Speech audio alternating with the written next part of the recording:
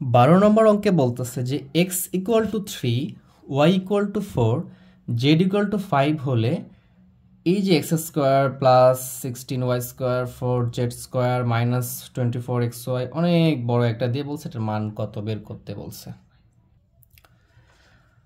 12 নম্বর দেওয়া আছে। 12 নম্বরটা অঙ্কটা একটু বড় হতে পারে, সবাই মনোযোগ সহকারে দেখব। এই অঙ্কগুলো পারলে আমরা ক্যালকুলেশনে অনেক বেশি দক্ষ হয়ে উঠব। X equal to 3, y equal to 4 আর জেড ইকুয়াল টু 5। খুব মনোযোগ দিতে হবে, খাতা কলম নিয়ে বসতে হবে, আমার সাথে সাথে প্র্যাকটিস করতে হবে এবং আমাকে তোমরা জানাও এরপরে তোমরা কোন ভিডিওগুলো চাচ্ছ এবং আমার ভিডিও দ্বারা তোমরা কি উপকৃত হচ্ছ কিনা। যদি উপকৃত হও তাহলে অবশ্যই সাবস্ক্রাইব করবা, লাইক করবা এবং বন্ধুদেরকেও উপকৃত হওয়ার সহযোগিতা করবা তাদেরকে শেয়ারের মাধ্যমে। তো আমাকে এখানে এটার মান নির্ণয় করতে বলছে, তাহলে আমরা একটা প্রদত্ত রাশি লিখি। প্রদত্ত রাশি এটা অনেক বড় একটু, এই জন্য আমরা একটু বাম দিক থেকে লিখি যেন এক লাইনে ধরাইতে পারি আমরা। এটা প্রদত্ত রাশি ইকুয়াল টু আছে আমার 9x² plus 16y² plus 4z² minus 24xy minus 16yz plus 12zx। এটা আমার দেওয়া আছে অঙ্কে, মূল অঙ্কে এটা আমার দিয়ে রাখছিল, এটা আমাকে নির্ণয় করতে বলছে, আমরা এটা উঠিয়ে নিচ্ছি। এখন আমরা ভালো করে এটা বোঝার চেষ্টা করবো যেটাকে আমরা কিভাবে সিম্পলিফাই করতে পারি। এটা দেখে আমাকে বুঝতে হবে যে এটা 9x², তারপরে y², z², এটা দেখে বুঝতে হবে এটা মোটামুটি আমাদের a plus b plus c whole square সমান সমান যে আমরা a² plus 2ab plus b a plus b plus c whole square plus 2ab 2bc 2ca যে সূত্রটা আমরা জানি ওটা থেকে আসছে। এবং আমার বীজগণিতের বেসিক যে সূত্রর ক্লাসটা ছিল সেখানে আমরা বলেছিলাম যদি এখানে কি থাকে মাইনাস থাকে, আমি যদি সূত্রটা লিখে ফেলি যে a plus b plus c whole square equal to, আমরা এই সূত্র লিখছিলাম যে a² plus b² plus c² plus 2ab plus 2bc plus 2c, এটা ছিল আমার মূল সূত্র। তো এই সূত্রে কখন মাইনাস হবে আমরা ওখানে আলোচনা করেছিলাম, যদি এখানে মাইনাস হয় তাহলে বি এর আগে মাইনাস, মানে প্রত্যেকটা যেখানে যেখানে বি আছে তার আগে মাইনাস হবে। যদি এইখানে আমি মাইনাসটা দিই তারপরে কি হবে হোল স্কোয়ার হবে, তো মাইনাসের উপর হোল স্কোয়ার হলে কি হয় দুইটা মাইনাস গুণ করলে প্লাস হয়ে যায়, তো এখানে ইফেক্টটা পড়বে না।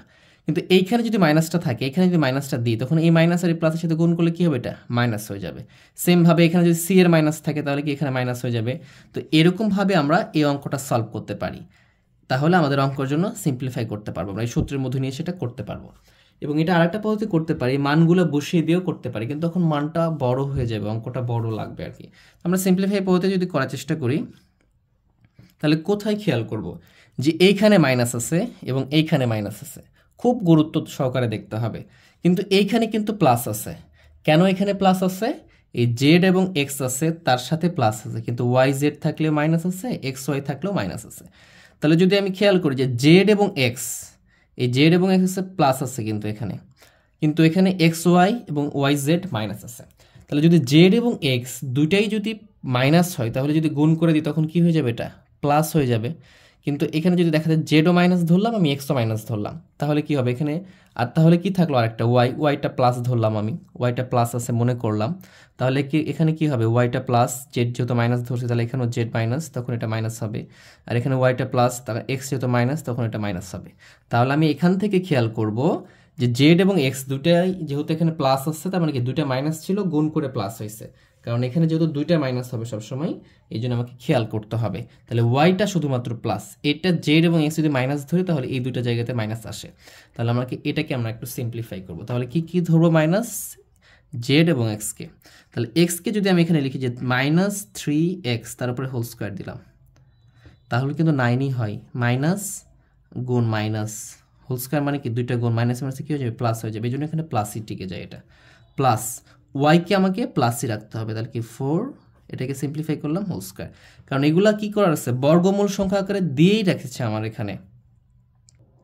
এখানে কিন্তু ইচ্ছে করলে 10, এখানে 12 অন্য সংখ্যা দিতে পারতো, কিন্তু তারা দেয় নাই। তারা দিয়েছে যে বর্গমূল যেন করতে পারি আমরা, সেরকম সংখ্যাগুলো দিয়ে রাখছে, বর্গ সংখ্যাগুলো দিয়ে রাখছে। তাহলে প্লাস এখানে আমরা জেডকে মাইনাস করতে হবে, তাহলে -2z লিখব, কারণ 2 এর উপরে স্কোয়ার করলে কত হয়, 2 এর উপর স্কোয়ার করলে 4 হয়, জেডের স্কোয়ার জেড মিলে যাচ্ছে এটার সাথে, এবং মাইনাসে মাইনাসে প্লাসও হয়ে যাচ্ছে, এখানে কোনো সমস্যা নাই। এখানে 4 এর উপর স্কোয়ার করলে 16 হবে, ওয়াই স্কোয়ার মিলতেছে, 3 এর উপর স্কোয়ার করলে 9 মিলতেছে, সব মিলতেছে, জাস্ট আমরা মডিফাই করলাম। এটা তখন কি হয়ে গেছে, এটা আমি তখন মনে করবো এটা এ হয়েছে আমার, এটা মনে করবো আমি বি হয়েছে, আর এটা মনে করবো আমার কি হয়েছে, সি হয়েছে, A square plus B square plus C square, এতটুকু অংশটুকুকে। তারপরে তাহলে কি হবে, প্লাস 2ab, মানে এই দুটা গুণ হবে, তাহলে 2 লিখবো, এ বলতে কি আমার -3x, কিন্তু তাহলে -3x এখানে লিখতে হবে, ব্র্যাকেটে রাখবো -3x ইন্টু বি বলতে কি তাহলে 4y, এই যে তাহলে প্লাসে মাইনাসে মাইনাস হয়ে যাবে। এখন যদি 3 4 12, 12 2 24, এই যে 24 মিলে গেছে, এটার সাথে এটা মিলে গেছে। এইভাবে আমরা সিম্পলিফাই করতে পারবো। এখানে প্লাস দিলাম, দেওয়ার পরে এখানে কি দিতে হবে, যে 2bc, 2ab বসাইলাম, তারপর কি 2bc, 2b বলতে কি y, এখানে এই যে বি ওয়াই ধরছি আমি, তার এখানে কি আছে 4y ইন্টু সি বলতে কি z, আর z এর মান কি আছে -2z আছে, -2z। এখন যদি খেয়াল করি, যদি গুণ করি এগুলা, 4 2 8, 8 2 কত 16, যে 16 মিলে গেছে, প্লাসে মাইনাসে -yz সব মিলে গেছে। জাস্ট এটা থাকলো আমার এখন। তাহলে এটা কার জায়গায় আছে, যে 2c এর জায়গায় আছে। তাহলে আমি যদি এখানে খেয়াল করি যে 2c কীভাবে লিখবো, তাহলে 2c বলতে কি -2z লিখলাম, আর a বলতে এখানে কি আছে x, আর a বলতে এখানে কি আছে -3x। এই যে খেয়াল করতে হবে, এখানে দুইটা মাইনাস আছে, তো মাইনাসে মাইনাসে কি হয়ে যাবে প্লাস, প্লাসে প্লাসে প্লাস, এই জন্য এখানে প্লাস। তাহলে এগুলো আমি সবগুলো করে ফেলেছি এবং মিলিয়ে ফেলছি, এবং তাহলে এটা কি হয়েছে, এটা a হয়েছে, এটা b হয়েছে, এবং এটা কি হয়েছে c হয়েছে।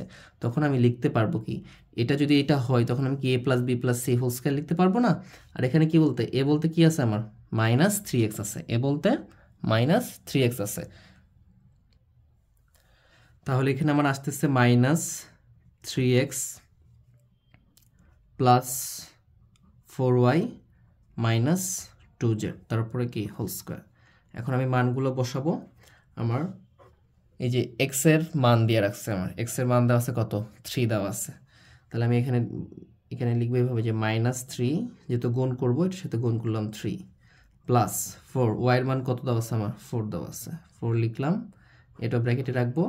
এখানে কি আছে, এটা আছে হচ্ছে -2, তার সাথে গুণ করব কত আমরা, এটা আমরা ব্র্যাকেটে রেখে দিই, 2, জেড এর মান কত আছে 5, ব্র্যাকেটে রাখবো আমরা এটাকে, যেটা মাইনাস আছে তারপরে হোল স্কয়ার করে দিলাম। তাহলে এখানে কত আসতেছে, এখানে প্লাসে মাইনাসে -3, আর 3 গুণ করলে কত হবে 9, প্লাস মাইনাস দুটাই প্লাস, তাহলে 4 4 16, এটা -5 2 10, তারপরে কি হবে আমার হোল স্কয়ার। এখন যদি আমি এখান থেকে কি করব, দুইটা মাইনাস, তাহলে এটা যোগ হবে 19 হবে, 19 থেকে 16 বাদ দিলে কত হবে -3, তারপরে কি হোল স্কয়ার ইকুয়াল টু কত আসতেছে আমার অ্যান্সার 9। তাহলে এটা হচ্ছে আমার অ্যান্সার। আমরা এটা ধরে করেছি। আমরা যদি আরেকভাবে করতে পারতাম, কিভাবে, যে এই দুটার সাথে y আছে, তাহলে y কে যদি আমি মাইনাস ধরতাম তাহলেও কিন্তু এটা আসতো, তখন জেড এক্স দুটা প্লাস থাকতো, এখানে প্লাস আসতো, সেটাও হবে, একই অ্যান্সার আসবে। একটা অঙ্ক অনেকভাবে করা যায়, আমার যার যেভাবে ইচ্ছে হবে, সহজ মনে হবে সেভাবে আমরা করব। তাহলে কি হবে, আমরা এক্সপার্ট হব। আমাদের তো এটা সৃজনশীল করতে হবে, এই জন্য সব রকমভাবে আমাদেরকে জেনে থাকতে হবে এগুলা।